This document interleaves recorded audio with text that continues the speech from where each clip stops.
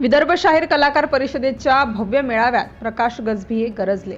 कडवेश्वर ब्राह्मणी येथे नुकत्याच झालेल्या भव्य कलावंत मेळाव्यात माजी आमदार प्रकाश गजभिये हे मुख्य अतिथी होते।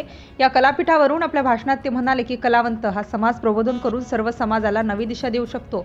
परिवर्तनीय महापुरुषांचे संतांचे विचार सर्व समाजामध्ये पेरून सर्व समाजातील अंधश्रद्धा व अज्ञानता दूर करू शकतो आणि त्यांनी केली आहे। यात महिलांचा सिंहाचा वाटा आहे। बहुजनांची संस्कृती ही विचार परिवर्तनाची आहे। संत तुकोबा, नामदेव, गाडगेबाबा, तुकडोजी, लोकशाहीर अण्णाभाऊ साठे, महाकवी वामनदादा कर्डक, नागोराव पाटणकर, कव्वाल यांनी आपल्या अभंग व कलापथक गीत गायनातून मानव समाजाला जागवलं।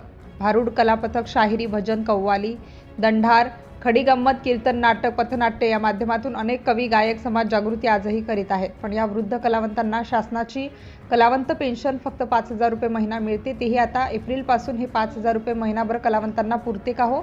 कलावंतांनो, आपल्या हक्कासाठी लढा व मासिक 15,000 रुपयांची मागणी करा। कलावंतांची मुलं मुली कधी डॉक्टर होणार, त्यांचे डॉक्टर बनण्याचे अधिकार या तीनमुंडी सरकारने बंद केले आहे। असे विविध मुद्द्यांवर परखड विचार माजी आमदार प्रकाश गजभिये यांनी 3,000च्या वर उपस्थित असलेल्या कलावंतांसमोर काढले। कडवेश्वर ब्राह्मणी येथील आशीर्वाद सभागृहात या मेळाव्याचे आयोजन करण्यात आले होते। यावेळी उपस्थित समुदायासमोर बोलत होते। या कार्यक्रमाच्या अध्यक्षस्थानी परिषदेचे केंद्रीय अध्यक्ष माननीय मनीष जी भिवगडे यांचे अध्यक्ष होते, तर प्रमुख अतिथी केंद्रीय कार्याध्यक्ष अलंकारजी टेंभुर्णी हे होते। अविनाश गोतमारे स्वागताध्यक्ष ब्राह्मणी, पोलीस पाटील पिंटूजी निंबाडकर हे होते, तर प्रमुख यादवराव कानोलकर उपस्थितीमध्ये जिल्हा संघटक संजय घोंगडी, कार्यक्रमाचे मुख्य आयोजक राजेश श्रीखंडे, अरुण वाहने, नामदेव ठाकरे, प्रसिद्धी प्रमुख युवराज मेश्राम, उपाध्यक्ष रामचंद्र नांदेडकर, बाबाराव निगोट, मायाताई गणोरकर, संगीताताई भक्ते, सोनालीताई गोडाणे उपस्थित होते। सिटी इंडिया न्यूज साठी प्रतिनिधी रुपेश युवराज मेश्राम। मी तुमच्यामध्ये होतो आणि 5,000ची मागणी केली होती।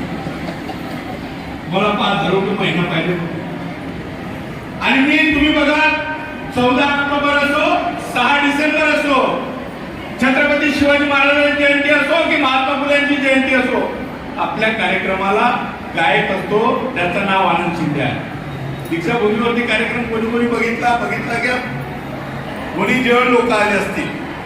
मुंबईला आपण चैत्यभूमीवरती आपलाच कार्यक्रम असतो, त्या ठिकाणी संपूर्ण राज्यातले कलावंत त्या ठिकाणी येतात।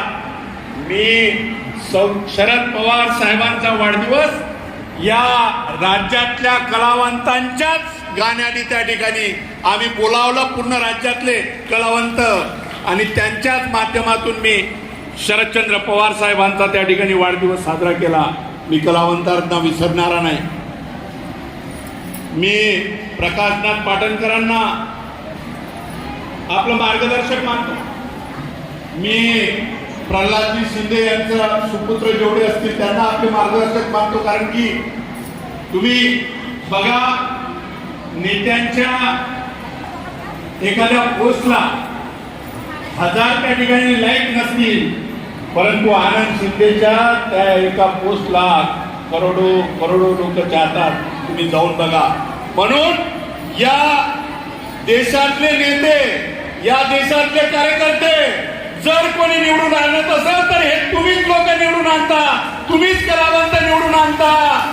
त्या सभेला जर रंगत येत असेल आणि ती सभा त्या ठिकाणी लोकांना गोळा करायचं असेल तर नेते फक्त तुम्हालाच वापरतात आणि ज्यावेळेस तुमची पाळी येते त्यावेळेस तुम्हाला विसरून जातात। ही वस्तुस्थिती आहे। म्हणून आपल्या मधला कलावंत आपण जिवंत ठेवला पाहिजे आणि तुमच्या मधला पण एखादा कलावंत पार्लमेंट मध्ये गेला पाहिजे। तुमच्या मधला कलावंत हा त्या ठिकाणी आमदार झाला पाहिजे, खासदार झाला पाहिजे। आम्ही कोरोनामध्ये आईची जर डेड बॉडी असली पोरगा हात लावत नव्हता, वडिलांची जर डेड बॉडी असली पोरगा घाटावर जाऊ शकत नव्हता। कोणालाही कोणाचा स्पर्श नाही झाला पाहिजे म्हणून आपण अस्पृश्यासारखं दिवस जगत होतो। आपण तोंडाला बांधून होतो। माझ्या आई भगिनीनो, माझी गाडी आहे शववाहिका, त्या गाडीमध्ये दररोज 5-6 डेड बॉडी घेऊन जायचो। मी एक त्या ठिकाणी गाणं तयार केलं। मी पण कलावंताचं सारखा तर मला टेंभुर्णी साहेबांकडून शिकावं लागत नाही, तेवढं मी गाणं तयार केलं तर त्याचं असं म्हणून नव्हतं। तेरे मेरे बीच में, तेरे मेरे बीच में कैसा है आया कोरोना, तू ही कोरोना जल्दी मरो ना, तू ही कोरोना जल्दी मरो ना। हे शरदराव आए, उद्धव जी आए, शरदराव आए, उद्धव जी आए, साथ में उनके टोपे भी आए। आरोग्यमंत्री होते ना त्यावेळेस ते फिरत होते, माझ्या आई भगिनी रस्त्यावरती येत नव्हत्या। शरदराव आए, उद्धव जी आए, साथ में उनके टोपे भी आए। दादा बोले तुम ना, तब तेव्हा अजित दादा उपमुख्यमंत्री होते। दादा बोले तुम ना डरो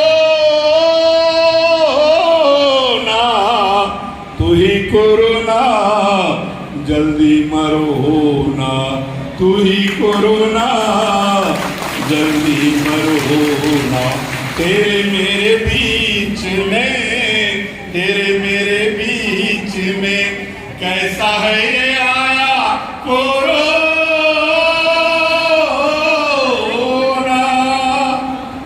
बघा, आपल्यामधला कलावंत हा मरत नसतो। अशी माणसं कलावंतावर प्रेम करणारी माणसं आहे। आम्ही रात्रभर जर कुठल्या एरियामध्ये भजन सुरू असलं तर आम्ही फिरत राहायचं नगरसेवक असताना, आणि ज्या मंदिरामध्ये कुठलंही भजन असो, कीर्तन असो, बुद्धावरती गाणे असो, कुठल्या बाबासाहेबांवरती गाणे असो, आम्ही त्या ठिकाणी जात असायचा असा छंद आहे। कुणाला कशाचा छंद असतो, कुणाला कशाचा छंद असतो, आणि आम्हाला तर फक्त गाणे गाण्याचा छंद असतो। माझ्या आई भगिनी, तुमचे तर लग्न अशीच होतात हो, एकदा गाणं कोणाचं ऐकलं आणि आवाज जर चांगला असला तो तिची श्रीमंती पाहत नाही, आणि तो माणूस तिची श्रीमंती पाहत नाही, आणि बाई त्याची श्रीमंत पाहत नाही। मी आपली नागपूरची एक गायिका आहे, तिने तर तबलावाल्याशीच लग्न केलं आणि एवढा सुंदर तबला वाजवतो। हे कलावंताचं नातं फार वेगळं असते हो। आणि तुम्ही जसे गाताना तुम्हाला वाटतं तुझ्यापेक्षा मी चांगली गायली पाहिजे, ही स्पर्धा आपल्यामध्येच असते, आणि त्याच्यामधून चांगले कलावंत निघतात, आणि कलावंत निघून या कलावंत पूर्ण देशाला, राज्याला, एका खेड्यामध्ये एखाद्या गावात मधला जर एखादा टेंपोनी असला ना, तर निश्चितच त्या ठिकाणी त्या गावाला रंगत येते, त्याच्या नावाने त्याचं गाव मोठं होतो। तुम्ही माझा महाराष्ट्र मोठा केला ना माझ्या आई बहिणींनो, गाणं गाऊन, म्हणजे देशाच्या पातळीवर त्या ठिकाणी गाणं त्या ठिकाणी म्हणणारी माणसं ही मोठी झाली पाहिजे। मला मनातून वाटते की या कलावंतांना खऱ्या अर्थानं न्याय मिळाला पाहिजे। अहो 70 नाही तो मरेपर्यंत त्यांना पेन्शन मिळाली पाहिजे। 70 काय त्यांना मरेपर्यंत त्यांचा जर मुलगा त्यांना साथ देत नसेल तो 70 झाला।